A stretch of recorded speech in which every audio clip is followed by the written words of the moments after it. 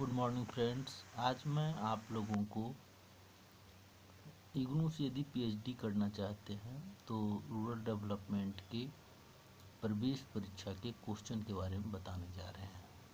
30 question के बारे में पहले बता चुके हैं। आज 31 नंबर जो क्वेश्चन है उसके बारे में बता रहे हैं। अनुसंधान के लिए एक आगमनात्मक दृष्टिकोण जिसमें सिद्धांतों को आगमनात्मक रूप से प्राप्त करने के बजाय केवल डेटा की परीक्षा से उत्पन्न किया जाता है, डैश के रूप में जाना जाता है। पहला ग्राउंडेड सिद्धांत, दूसरा क्रॉस केस विश्लेषण, तीसरा अस्थिर तुलनात्मक पद्धति, चौथा इनमें से कोई नहीं।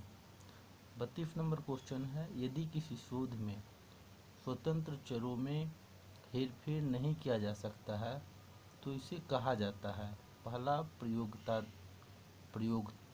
प्रयोगात्मक अनुसंधान, दूसरा अर्ध प्रयोगात्मक अनुसंधान, तीसरा शुद्ध या मौलिक शोध, चौथा अन्वेषणात्मक अनुसंधान। 33 नंबर क्वेश्चन है, सहबंध विश्लेषण की प्रमुख विशेषता क्या है? पहला चरों के बीच संबंध, दूसरा चरों के बीच अंतर, तीसरा चरों के बीच प्रतिगमन, चौथा चरों के बीच भिन्नता।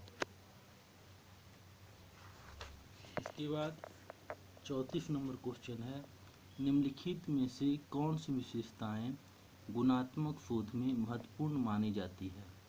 पहला मानकीकृत अनुसंधान उपकरणों की सहायता से आंकड़े एकत्र करना, दूसरा संभाव्यता नमूना तकनीकों के साथ डिजाइन नमूनाकरण, तीसरा नीचे से ऊपर अनुभवजन्य साक्ष्य के साथ डेटा एकत्र करना, चौथा ऊपर से नीचे योजनाबद्ध साक्ष्य के साथ डेटा एकत्र करना।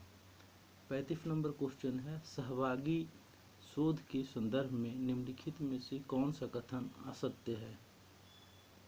पहला है ऑप्शन, यह भागीदारी और कार्रवाई पर जोर देता है, दूसरा यह पूछताछ की एक सामूहिक प्रक्रिया है, तीसरा यह लोगों को विशेषज्ञ के रूप में महत्व देता है, चौथा इसका एकमात्र उद्देश्य ज्ञान का उत्पादन है।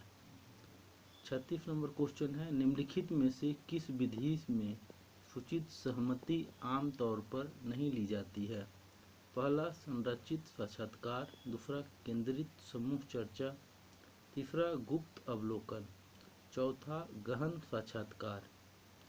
37 नंबर क्वेश्चन है, मानक त्रुटि निम्नलिखित की एक सांख्यिकीय माप है।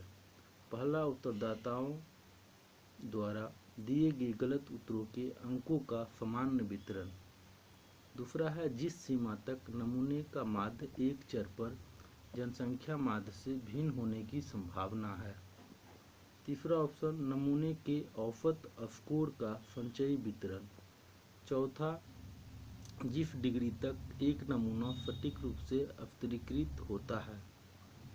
38 नंबर क्वेश्चन है, एक नमूना फ्रेम है।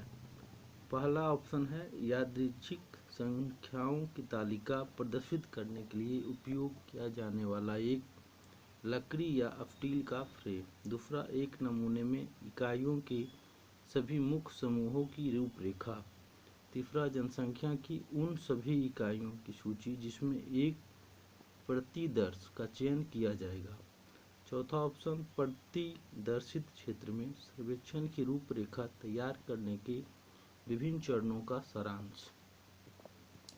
39 नंबर क्वेश्चन है, निम्नलिखित में से कौन सा विश्लेषण की इकाई का उदाहरण नहीं है? पहला वैधता, दूसरा शब्द, तीसरा विषय और थीम प्रसंग, चौथा महत्वपूर्ण अभिनेता।